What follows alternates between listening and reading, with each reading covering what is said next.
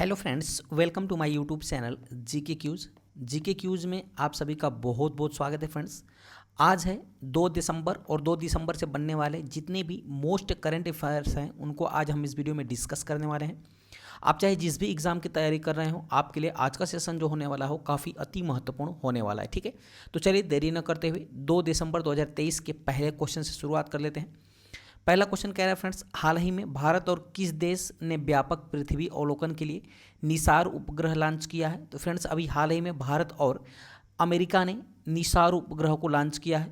यह उपग्रह जो है फ्रेंड्स क्या करेगा, तो ये पृथ्वी का अवलोकन करेगा।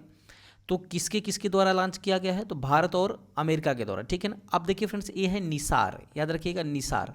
तो निसार में जो एन फार क्या हो जाएगा, अमेरिका की स्पेस एजेंसी नासा, और आई फार हो जाएगा इंडिया की स्पेस एजेंसी इसरो। ठीक है ना। इन दोनों का संयुक्त मिशन है निसार, जो कि पृथ्वी का अवलोकन करने के लिए इसको लॉन्च किया गया है। ठीक है, लॉन्च करने की अभी घोषणा हुई है, अभी लॉन्च नहीं हुआ है। तो डिटेल में बात करते हैं फ्रेंड्स।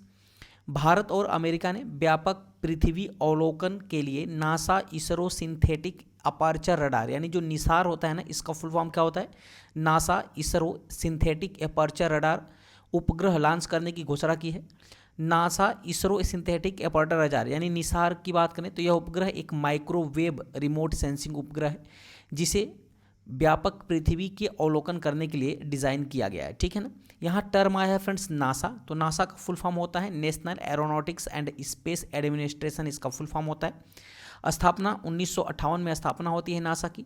मुख्यालय वाशिंगटन डीसी के अंदर स्थित है, जबकि वर्तमान में इसके प्रशासक हैं फ्रेंड्स बिल नील्सन। आपको याद रखना है, बिल नेल्सन इसके वर्तमान में प्रशासक है। ठीक है। साथ ही साथ बात आती है फ्रेंड्स इसरो की, तो इसरो का फुल फॉर्म होता है इंडियन स्पेस रिसर्च ऑर्गेनाइजेशन, इसका फुल फॉर्म होता है। इसकी स्थापना कब होती है फ्रेंड्स, तो स्थापना होती है 1969 के अंदर स्थापना होती है। मुख्यालय बेंगलोर कर्नाटक के अंदर स्थित है, और वर्तमान में इसके अध्यक्ष कौन है फ्रेंड्स, तो एस स्वामीनाथन इसके अध्यक्ष हैं। ये भी आपको याद रखने हैं। ठीक है ना, एस स्वामीनाथन।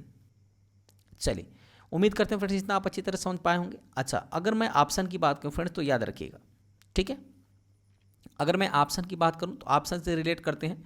तो रसिया की जो फ्रेंड्स स्पेस एजेंसी है उसका नाम क्या है, रॉस कॉस्मॉस इसकी स्पेस एजेंसी है, जिन्होंने अभी हाल ही में लूना 25 जो है चंद्रमा के दक्षिणी ध्रुव के लिए मिशन लॉन्च किया था, लूना 25, जो कि फेल हो गया यानी क्रैश कर गया।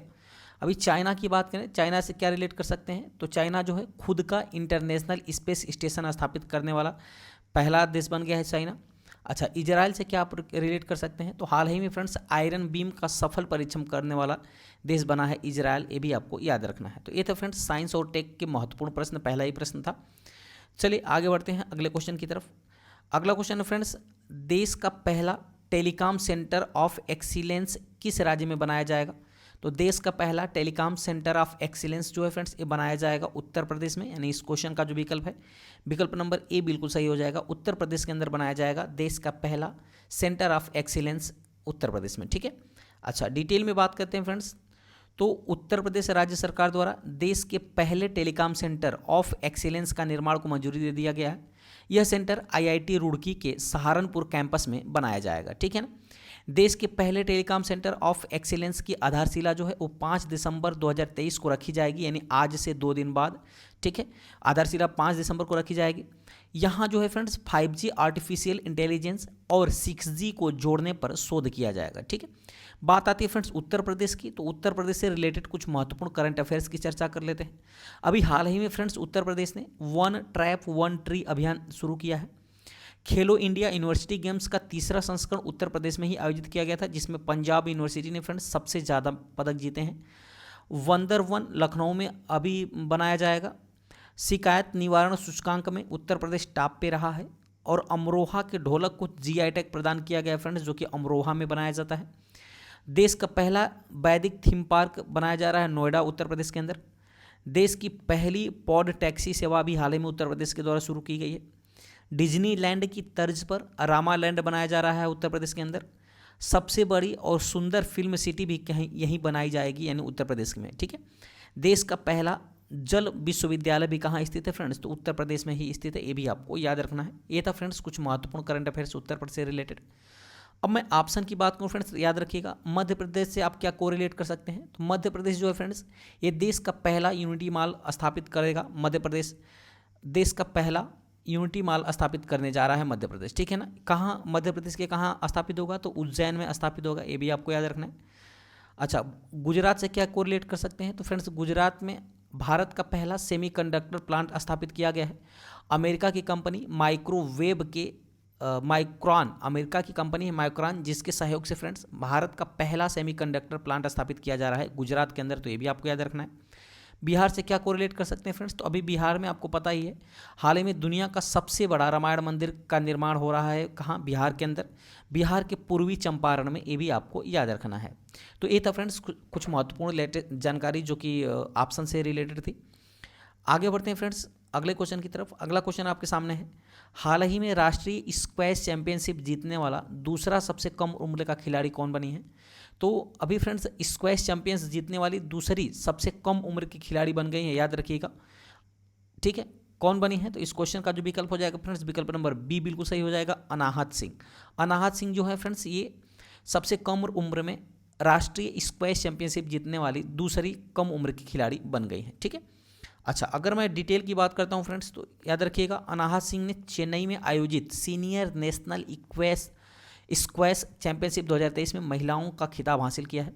यह खिताब पाने वाली दूसरी सबसे कम उम्र की खिलाड़ी बन गई हैं अनाहत सिंह, ठीक है। फाइनल में अनाहत सिंह का सामना जो था फ्रेंड्स, वो तन्वी खन्ना से हुआ था। हालांकि इस मैच में घुटने की चोट के कारण जो है तन्वी खन्ना को दुर्भाग्यपूर्ण बीच में ही रिटायर होना था, जिसके लिए फ्रेंड्स अनाहत सिंह को विजयी घोषित किया गया था, ठीक है। इस प्रतियोगिता का आयोजन कहाँ किया गया था, तो इसका आयोजन चेन्नई के अंदर किया गया था, ये भी आपको याद रखना है। अच्छा, अगर मैं ऑप्शन की बात करूँ तो फ्रेंड्स मीराबाई चानू क्या है, तो मीराबाई चानू का संबंध वेट लिफ्टिंग से है, ये भी आपको जानते हैं, ठीक है। अच्छा, वहीं में अनु रानी की बात करें फ्रेंड्स, तो अनु रानी का संबंध भाला फेंक खेल से है। किससे है, भाला फेंक प्रतियोगिता, याद रखिएगा। ये पहली महिला बन गई हैं फ्रेंड्स भाला फेंक, जिन्होंने एशिया जो 19 नंबर का एशियन गेम हुआ है उसमें इन्होंने स्वर्ण पदक जीता है, याद रखिएगा। स्वर्ण पदक जीतने वाली पहली महिला बन गई हैं जो कि भाला फेंक में स्वर्ण पदक जीता है अनु रानी ने, ठीक है, 19वें एशियन गेम के अंदर। सैफाली वर्मा की बात करें फ्रेंड्स, तो सैफाली वर्मा क्रिकेट के तीनों फॉर्मेटों में सबसे कम उम्र की डेब्यू करने वाली खिलाड़ी बनी है, तो ये भी आपको याद रखने हैं। चलिए फ्रेंड्स आगे बढ़ते हैं अगले क्वेश्चन की तरफ। आपको कंटेंट देखकर ही पता लग रहा होगा फ्रेंड्स कि कितना महत्वपूर्ण क्वेश्चन है, तो अगर लगे चैनल को सब्सक्राइब करते हुए बेल आइकन दबाना मत भूलिएगा। अगला क्वेश्चन आपके सामने है फ्रेंड्स, हाल ही में 54वें अंतर्राष्ट्रीय फिल्म महोत्सव 2023 में किस फिल्म ने गोल्डन पिकॉक का पुरस्कार जीता है। तो फ्रेंड्स याद रखिएगा, गोल्डन पिकॉक का पुरस्कार जीता है एंडलेस बॉर्डर्स ने। एंडलेस बॉर्डर्स ने जीत लिया फ्रेंड्स भारतीय अंतर्राष्ट्रीय फिल्म महोत्सव 2023 में गोल्डन पिकॉक का पुरस्कार, ठीक है ना। बात करें फ्रेंड्स, तो अब्बास अमीनी द्वारा निर्देशित पारसी फिल्म एंडलेस बॉर्डर्स को 54वें जो भारतीय अंतर्राष्ट्रीय फिल्म महोत्सव हुआ है फ्रेंड्स, उसमें गोल्डन पिकॉक पुरस्कार सम्मानित किया गया है। इसके साथ ही बुल्गारिया के निर्देशक स्टीफन कोमांडरेव को उनकी फिल्म ब्लागाज लेंसस के लिए सर्वश्रेष्ठ निर्देशक के तौर पर सिल्वर पिकॉक से सम्मानित किया गया है। यहाँ देखिए फ्रेंड्स, इनको सर्वश्रेष्ठ निर्देशक के रूप में पुरस्कारित किया गया है, जबकि सर्वश्रेष्ठ फिल्म का पुरस्कार जो दिया गया है गोल्डन पिकॉक पुरस्कार, वो दिया गया है एंडलेस बॉर्डर्स को, ठीक है। अगर मैं बात करूँ फ्रेंड्स, तो इस बार का जो 54वां फिल्म भारतीय अंतर्राष्ट्रीय फिल्म महोत्सव आयोजित किया गया था, वो कहाँ आयोजित किया गया था, तो गोवा के अंदर आयोजित किया गया था, ठीक है। अच्छा, ऑप्शन से क्या कोरिलेट कर सकते हैं, तो जो RRR मूवी है फ्रेंड्स, याद रखिएगा RRR मूवी को अभी हाल ही में दादा साहब फाल्के अवार्ड के लिए फिल्म ऑफ द ईयर चुना गया था RRR मूवी को, ठीक है। द कश्मीर फाइल्स को फिर, जबकि दादा साहब फाल्के पुरस्कार में द कश्मीर फाइल्स फिल्म को सर्वश्रेष्ठ फिल्म घोषित किया गया था। Rocketry the Nambi effect movie को फ्रेंड्स अभी हाल ही में जो राष्ट्रीय फिल्म पुरस्कार दिया गया है, उसमें बेस्ट फीचर फिल्म का पुरस्कार प्रदान किया गया है रॉकेटरी द नंबी इफेक्ट को। तो इस तरह से आप कोरिलेट करके याद कर सकते हैं। आगे बढ़ते हैं, अगला क्वेश्चन आपके सामने है फ्रेंड्स, केंद्रीय मंत्रिमंडल ने गरीब कल्याण खाद्यान्न कार्यक्रम को कितने वर्षों के लिए बढ़ा दिया है। तो फ्रेंड्स केंद्रीय मंत्रिमंडल ने गरीब कल्याण खाद्यान्न कार्यक्रम को 5 वर्षों के लिए और बढ़ा दिया है। नहीं, इस क्वेश्चन का जो विकल्प हो जाएगा, विकल्प नंबर डी बिल्कुल सही हो जाएगा, ठीक है ना। अच्छा फ्रेंड्स, इसका मतलब क्या है कि जो 5 kg राशन मिलता है फ्रेंड्स ना, ये अब अगले 5 वर्षों के लिए इसको बढ़ा दिया गया है, ठीक है। अगर डिटेल में बात करते हैं, केंद्रीय मंत्रिमंडल ने गरीब कल्याण खाद्यान्न कार्यक्रम को अतिरिक्त 5 वर्षों के लिए बढ़ाने की मंजूरी दे दिया है। इसके तहत सरकार योजना के माध्यम से पात्र नागरिकों को मुफ्त अनाज प्रदान करना जारी रखेगी। इस केंद्रीय योजना की शुरुआत आधिकारिक तौर पर प्रधानमंत्री गरीब कल्याण अन्न योजना के रूप में कोविड-19 महामारी की शुरुआत में ही की गई थी, ठीक है ना, जिसको अब कितने वर्षों के लिए बढ़ा दिया गया है, तो 5 वर्षों के लिए बढ़ाने के लिए मंजूरी दे दिया गया है। आगे बढ़ते हैं फ्रेंड्स, अगला क्वेश्चन आपके सामने है, किस संस्थान ने फास्टर 2.0 पोर्टल जारी किया है। तो फ्रेंड्स, किस संस्था ने फास्टर 2.0 पोर्टल को जारी किया है, तो फ्रेंड्स अभी हाल ही में भारत का सर्वोच्च न्यायालय के द्वारा यानी सुप्रीम कोर्ट ऑफ इंडिया के द्वारा फास्टर 2.0 पोर्टल को लॉन्च किया गया है, ठीक है ना। डिटेल में बात कर लेते हैं फ्रेंड्स, हाल ही में भारत के मुख्य न्यायाधीश यानी चीफ जस्टिस ऑफ इंडिया जिनका नाम है DY चंद्रचूड़ ने फास्टर 2.0 पोर्टल को लॉन्च किया है, जो कैदियों को रिहा करने के अदालती आदेशों के बारे में जेल अधिकारियों को तुरंत सूचित करेगा, ठीक है। इस पोर्टल में किसी भी व्यक्ति की रिहाई के न्यायिक आदेशों को तत्काल अनुपालन के लिए जेलों, ट्रायल कोर्ट और उच्च न्यायालयों में स्थानांतरित किया जा सकेगा। पोर्टल फास्टर 2.0 लाइव है और संबंधित अधिकारियों से तत्काल सूचना देने की अनुमति देता है, ठीक है ना। चीफ जस्टिस ऑफ इंडिया ने पोर्टल का हिंदी संस्करण लॉन्च किया है, जिस पर सुप्रीम कोर्ट के फैसले के रूप में देखा जा सकता है, ये भी आपको याद रखना है, ठीक है ना। कौन सा संस्करण लॉन्च किया गया, तो हिंदी संस्करण लॉन्च किया गया है चीफ जस्टिस ऑफ इंडिया के द्वारा।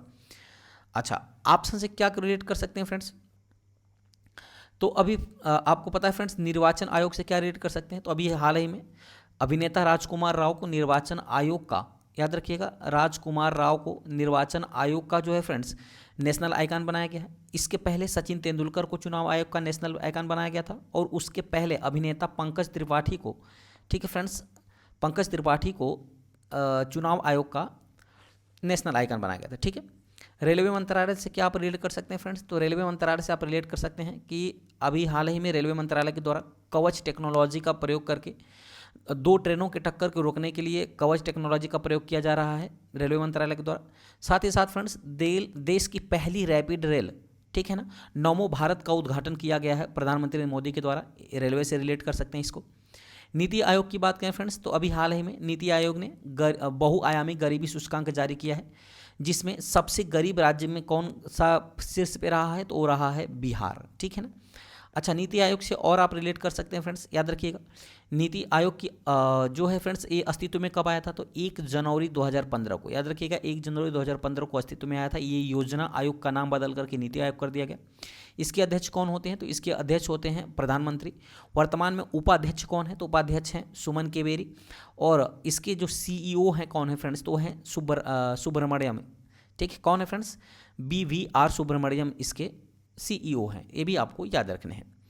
चलिए आगे बढ़ते हैं फ्रेंड्स अगले क्वेश्चन की तरफ। अगला क्वेश्चन आपके सामने है, कह रहा है 40वें कोस्ट गार्ड कमांडरों का सम्मेलन कहाँ आयोजित किया जा रहा है, तो 40वें कोस्ट गार्ड कमांडरों का जो सम्मेलन है फ्रेंड्स, इसका आयोजन किया जा रहा है नई दिल्ली के अंदर, यानी इस क्वेश्चन का जो विकल्प है फ्रेंड्स, विकल्प नंबर ए बिल्कुल सही हो जाएगा, ठीक है ना। अच्छा, डिटेल में बात करते हैं फ्रेंड्स, रक्षा मंत्री राजनाथ सिंह ने नई दिल्ली में 40वें कोस्ट गार्ड कमांडरों के सम्मेलन का उद्घाटन किया है। इस 3 दिवसीय सम्मेलन का उद्देश्य वर्तमान की समुद्री चुनौतियों का समाधान करना और साथ ही साथ देश के तटीय निगरानी तंत्र को मजबूत करना है, ठीक है ना।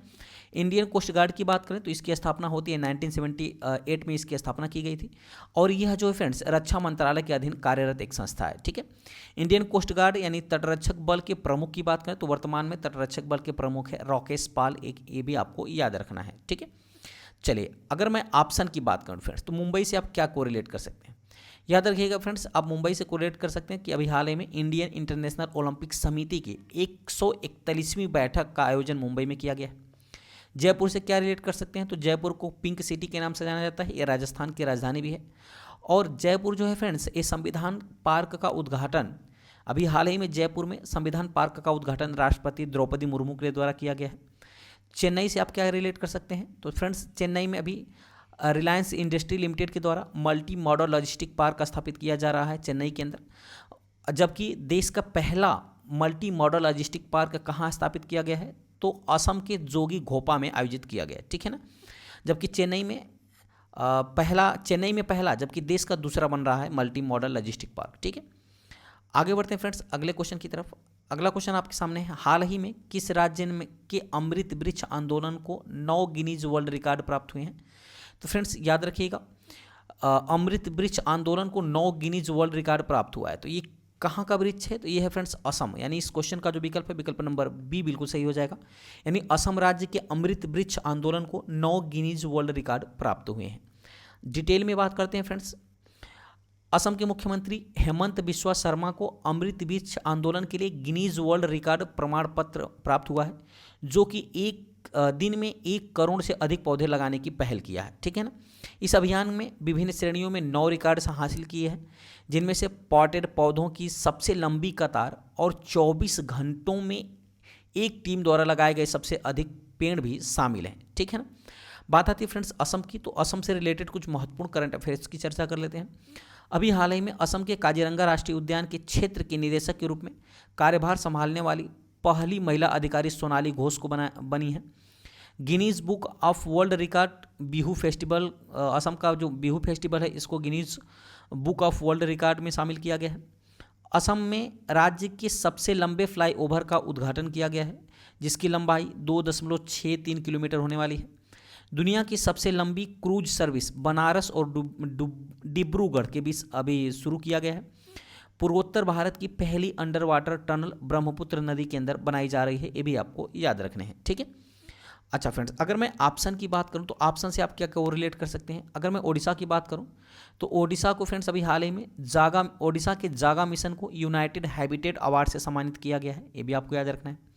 केरल से क्या कोरिलेट कर सकते हैं? तो फ्रेंड्स केरल में अभी हाल ही में 1 स्कूल 1 IS योजना शुरुआत किया गया है केरल के अंदर। हिमाचल प्रदेश से क्या रिलेट कर सकते हैं? तो हिमाचल प्रदेश में फ्रेंड्स अनाथ बच्चों के लिए योजना शुरू करने वाला देश का पहला राज्य बन गया है हिमाचल प्रदेश, ये भी आपको याद रखने हैं। ठीक है। चलिए अगले क्वेश्चन की तरफ बढ़ते हैं फ्रेंड्स। अगला क्वेश्चन आपके सामने है, भारत की सबसे बड़ी सर्कुलर रेलवे कहाँ स्थापित होगी? तो भारत की सबसे बड़ी जो भारत की सबसे बड़ी जो सर्कुलर रेलवे स्थापित की जाएगी वो की जाएगी फ्रेंड्स बेंगलुरु के अंदर, यानी इस क्वेश्चन का जो विकल्प है विकल्प नंबर सी बिल्कुल सही हो जाएगा। ठीक है। अगर मैं ऑप्शन की बात करूं फ्रेंड्स तो आप मुंबई से क्या कोरिलेट कर सकते हैं? तो मुंबई में फ्रेंड्स अभी देश की पहली अंडर वाटर टनल, यानी देश की पहली अंडर वाटर टनल का निर्माण किया जा रहा है मुंबई के अंदर। कोलकाता से क्या रिलेट कर सकते हैं? तो फ्रेंड्स कोलकाता में देश की पहली अंडर वाटर मेट्रो का सफल संचालन किया गया है।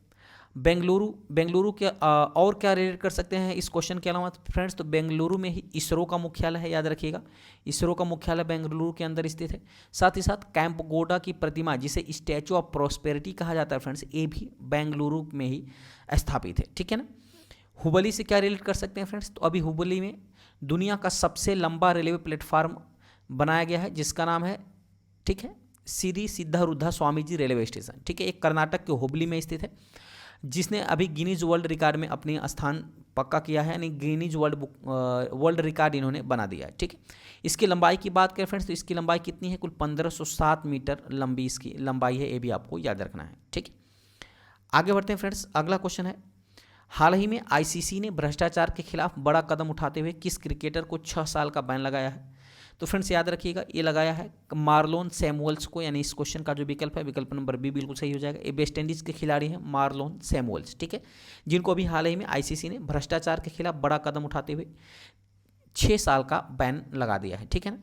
अच्छा, ऑप्शन से क्या कोरिलेट कर सकते हैं फ्रेंड्स? तो ऑप्शन से आप कोरिलेट कर सकते हैं कि 147 वर्षों के इतिहास में पहली बार एंजेलो मैथ्यू, जो कि श्रीलंका के खिलाड़ी हैं, इनको टाइम आउट करार दिया गया है, यानी ये टाइम आउट होने वाले पहले खिलाड़ी बन गए हैं। ठीक है। ग्लेन मैक्सवेल से क्या याद कर सकते हैं? तो फ्रेंड्स ग्लेन मैक्सवेल ने महज 40 गेंदों में अभी हाल ही में आयोजित हुई ICC मेंस जो वनडे विश्व कप हुआ है उसमें महज 40 गेंदों में विश्व कप में सबसे जो है तेज शतक लगाया है। साथ ही साथ फ्रेंड्स विश्व कप में दोहरा शतक लगाने वाले भी बल्लेबाज बन गए, इन्होंने 201 रन बनाया था। पैट कमिंस से क्या रिलेट कर सकते हैं? तो पैट कमिंस जो फ्रेंड्स ऑस्ट्रेलिया के कप्तान रहे हैं, ये भी आपको याद रखना है, जिनके नेतृत्व में ऑस्ट्रेलिया ने 6ठी बार भारत को 6 विकेट से हरा करके वनडे विश्व कप का खिताब जीत लिया है। ठीक है। उम्मीद करते हैं इतना आप अच्छी तरह से समझ पाए होंगे फ्रेंड्स। चलिए अब हम बात कर लेते हैं डिटेल की। तो याद रखिएगा हाल ही में आईसीसी ने भ्रष्टाचार के खिलाफ बड़ा कदम उठाते हुए वेस्ट इंडीज के पूर्व क्रिकेटर मार्लोन सैमुअल्स को 6 साल के लिए बैन कर दिया गया है। बात आती है फ्रेंड्स आईसीसी की, तो आईसीसी का फुल फॉर्म होता है इंटरनेशनल क्रिकेट काउंसिल, इसका फुल फॉर्म है। अगर बात करें इसकी स्थापना की तो 1909 में इसकी स्थापना हुई थी। मुख्यालय दुबई यूएई के अंदर स्थित है। अध्यक्ष हैं ग्रेग बर्कले। और आईसीसी मेंस वर्ल्ड कप 2023 अभी हाल ही में कहाँ आयोजित किया गया है, तो इंडिया में, जिसमें विजेता कौन रही है, तो ऑस्ट्रेलिया विजेता रही है। ठीक है ना। उम्मीद करते हैं इतना आप अच्छी तरह से समझ पाए होंगे। चलिए फ्रेंड्स, अब आज के जो कल का मैंने करंट अफेयर्स कराया था उसका फटाफट रिवीजन कर लेते हैं। पहला क्वेश्चन है, यूएन क्लाइमेट चेंज कॉन्फ्रेंस यानी COP28 कहाँ आयोजित किया जा रहा है, तो दुबई के अंदर आयोजित किया जा रहा है। समलैंगिक विवाह को रजिस्टर्ड करने वाला पहला दक्षिण एशियाई देश कौन बन गया है, तो नेपाल बना है। विश्व एड्स दिवस प्रतिवर्ष 1 दिसंबर को मनाया जाता है। मैरियम वेबस्टर डिक्शनरी का वर्ल्ड ऑफ द ईयर 2023 किसे चुना गया है, तो ऑथेंटिक शब्द को चुना गया है। हाल ही में जारी की गई basic animal husbandry statics 2023 report के अनुसार भारत का सबसे बड़ा दुग्ध उत्पादन राज्य कौन बन गया है, तो उत्तर प्रदेश बन गया है। दूध और मांस ये दोनों में ही शीर्ष स्थान पे है उत्तर प्रदेश। ठीक है ना। यौन अपराधों से जुड़े मामलों के लिए बने फास्ट ट्रैक स्पेशल कोर्ट को अगले 3 वर्ष तक जारी रखने के लिए मंजूरी दी गई है। हाल ही में एंड्री राजुएलिना को किस देश के राष्ट्रपति के रूप में चुना गया है, तो मेडागास्कर के। हाल ही में लाल ग्रह दिवस कब मनाया गया है, तो 28 नवंबर को लाल ग्रह दिवस मनाया गया है। किस राज्य का वर्धा वन्यजीव अभ्यारण्य एशियाई शेरों का दूसरा घर बनने वाला है, तो गुजरात में। फिनो पेमेंट बैंक के अध्यक्ष के रूप में किसे नियुक्त किया गया है, तो रजत कुमार जैन को। किसने 6 ASKI नामक चैट असिस्टेंट पेश किया है, तो इंडिगो के द्वारा पेश किया गया है। किस राज्य के पर्यटन मिशन को UNWTO ने वैश्विक मान्यता मिली है, तो केरल के। ठीक है। ये था फ्रेंड्स कल का कुछ महत्वपूर्ण करंट अफेयर्स। अब आज के स्टैटिक जीके के रिवीजन में हम कुछ क्वेश्चन को लेकर आए हैं जो आपके एग्जाम में हूबहू पूछ लिए जाते हैं। तो पहला प्रश्न है, भारत सरकार ने सरकारिया आयोग का गठन कब किया था, तो 1983 के अंदर किया गया था। मौलिक अधिकार निलंबित किए जा सकते हैं, राष्ट्रपति के द्वारा मौलिक अधिकारों का निलंबन किया जा सकता है। ठीक है। जब भी कभी आपातकाल की स्थिति में ऐसा कर सकता है, राष्ट्रपति के पास ये अधिकार होता है। भारतीय संविधान के मौलिक कर्तव्य किस देश से लिए गए हैं, तो सोवियत संघ से लिए गए हैं, यानी USSR से मौलिक कर्तव्य लिए गए हैं। जबकि बात करें मौलिक अधिकार जो है अमेरिका से लिए गए हैं। और आयरलैंड से क्या लिया गया फ्रेंड्स, तो नीति निर्देशक तत्व को लिया गया है। सत्यमेव जयते का अर्थ होता है सत्य की ही विजय होती है।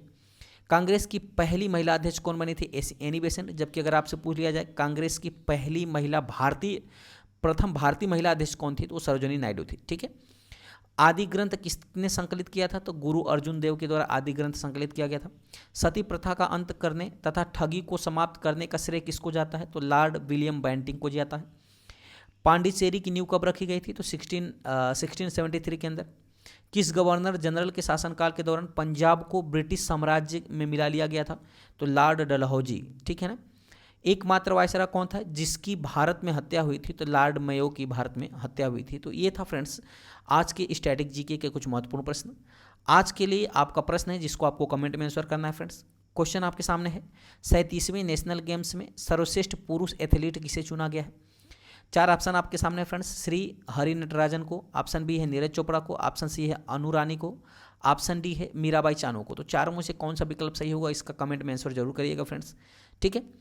अगर फ्रेंड्स वीडियो की क्वालिटी और कंटेंट अच्छा लगा तो चैनल को सब्सक्राइब करते हुए बेल आइकन जरूर दबा दीजिएगा ताकि जो भी मैं वीडियो अपलोड करूंगा उसका नोटिफिकेशन आपके पास पहुंच सकेगा। ठीक है। और इन्फॉर्मेटिव वीडियो देखने के लिए फ्रेंड्स आप हमारे प्लेलिस्ट को विजिट कर सकते हैं। अगर लगे फ्रेंड्स कि चैनल आपके एग्जाम के दृष्टिकोण से काफ़ी महत्वपूर्ण है और सहयोग प्रदान करता है तो इसको अधिक से अधिक लाइक करिएगा वीडियो को और अपने मित्रों के पास शेयर करिएगा। ठीक है। चलिए मिलते हैं ऐसे ही डेली करंट अफेयर्स की श्रृंखला के साथ कल की वीडियो में। तब तक के लिए बहुत बहुत धन्यवाद। Thanks for watching.